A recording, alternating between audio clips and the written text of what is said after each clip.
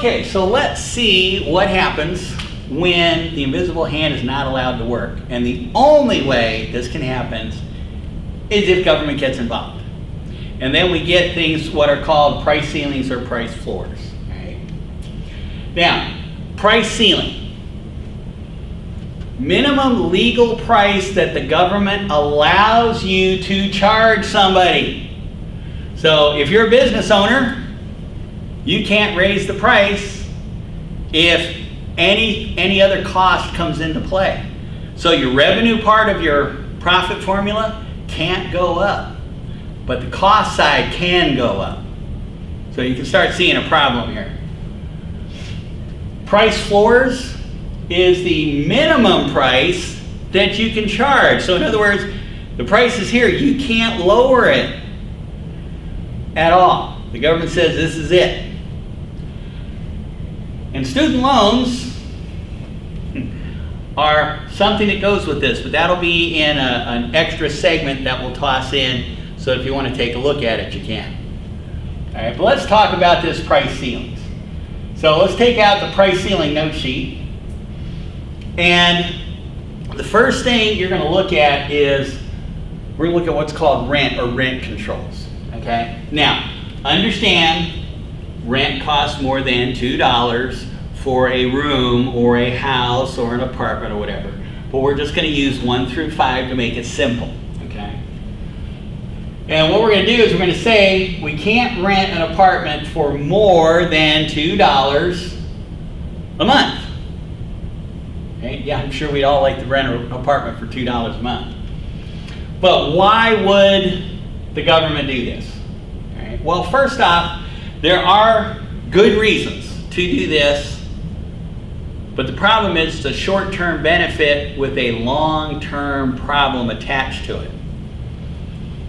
Now, short-term benefit, society as decided by government, and that means as decided by voters, because we're the ones that put the congressmen, the senators, and the president in their office. So it's us that actually decides this. So society, through government and us, allow consumers to get what they call an essential good or service. And you may hear this called, it's your right to go ahead and have this, this, this, or that. Right? We call it essential. Now, it could have something to do with rent controls, in other words, for housing. Or it can have to do with regulations and HUD housing, that's a government housing section that will go ahead and provide housing also. So we've got these things here, it's a couple of examples, and we're going to take a look at rent controls. Because back in the 1960s, New York City had a problem. They had a problem that people couldn't afford the homes. So they went to government and said, government, please help us. The apartment managers are gouging us out. They're charging too much rent. And New York City came up with a concept. They said, you know what? We're going to go ahead and put rent controls on. It also created a little bit of a problem, because when they put the rent controls on, they added in the contract or in the law something that said in perpetuity. I'll get to that in a minute. But they did that because they wanted to make sure that wages caught up so that somebody could actually rent an apartment in New York City, right? Not too bad. Except when you take a look at it from the long-term economic concepts. The first one is it has a problem with what's called rationing. And this is what the invisible hand does. Remember, we talked a lot at corn, and what we're looking at is if the corn was at $4 a bushel, people aren't buying it. So we're self-rationing the use of our resources. Remember, we want to essentially use these resources. So the rationing, basically who gets the good and service, is what's now not happening. Right? Do you want something that's earned, or do you just want it given to you? Okay, there's a lot of that concept, well, I should just go ahead and get it. I deserve it. Why do you deserve it?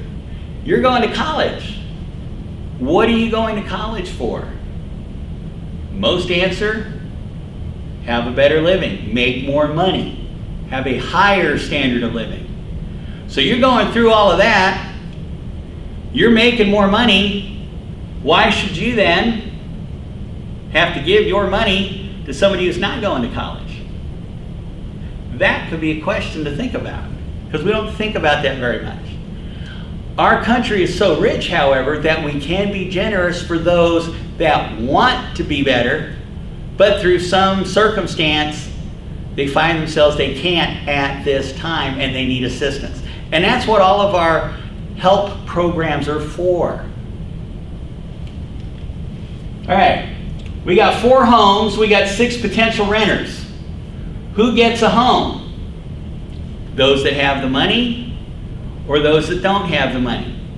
If you're looking for the home, you want, hey, first come, first serve. And you take what I give you. If you're the owner, you need to make a profit because you're paying for mortgage, you're paying for upkeep. You need to at least make that much. And then there's that thing of you should make some profit because you're going through sweat and tears to go ahead and maintain that apartment for the person that's renting it. So you need a certain level of income to do that.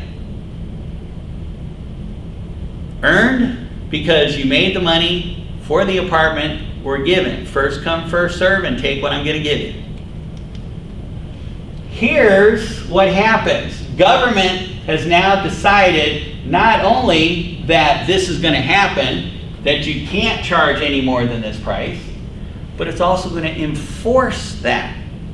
So now you may not make a profit and you may go to jail if you try to make a profit off of your own property.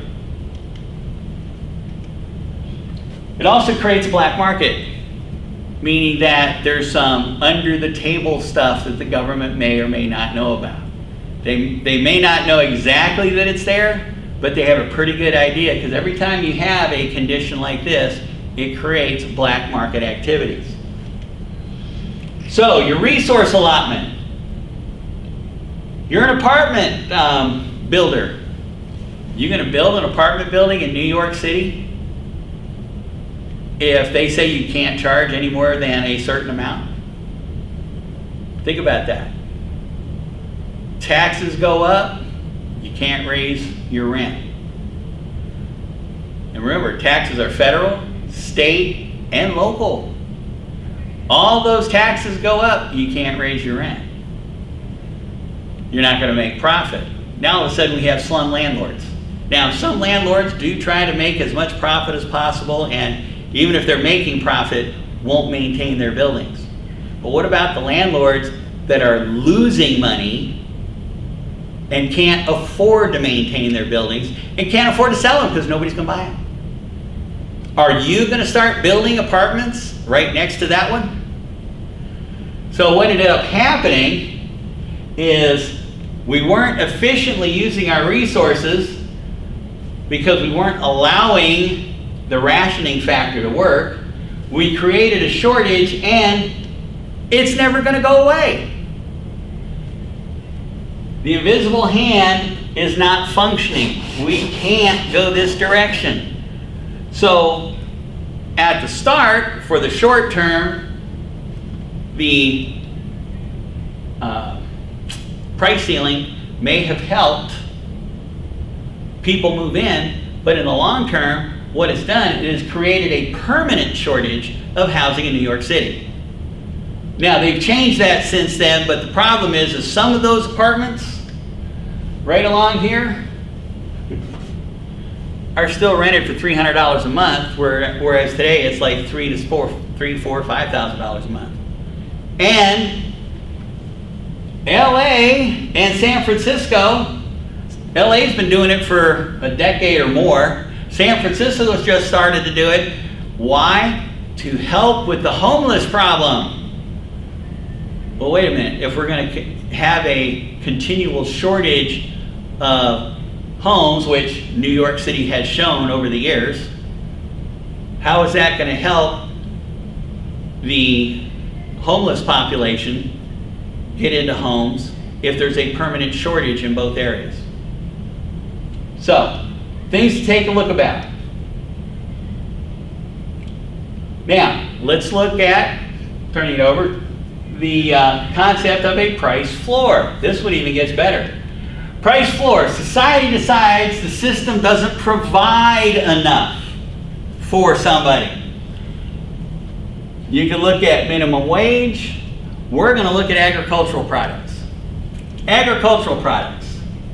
And what we're going to look about is we're going to look about hogs. We're going to look at hogs circa the Great Depression. Because 1 year during the Great Depression, the government came out and hit a price floor.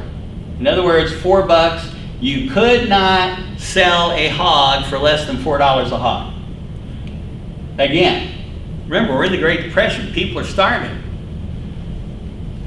But for the hog farmers to not close up shop and absolutely have no farms, they had to sell it at $4 a hog. So, again, we have a problem with rationing, but in this case, we have a problem with surplus. Government decided they're going to enforce it, but the problem was nobody was buying hogs at $4 a hog, or not a lot of people, because here's the equilibrium point. So the farmers had leftover hogs. 7 million of them to be exact. We're not efficient, and we had this huge surplus. The invisible hand was not working. So we're going to have a continuous surplus of hogs in the Depression. Now, the question comes, well, what did the government do to those 7 million hogs? Remember, we had 25% unemployment. We had soup kitchens. We had lines around the street just to go ahead and get into one. People were starving. Some people were giving their kids to more well-off relatives so that they could actually have 3 meals a day or less.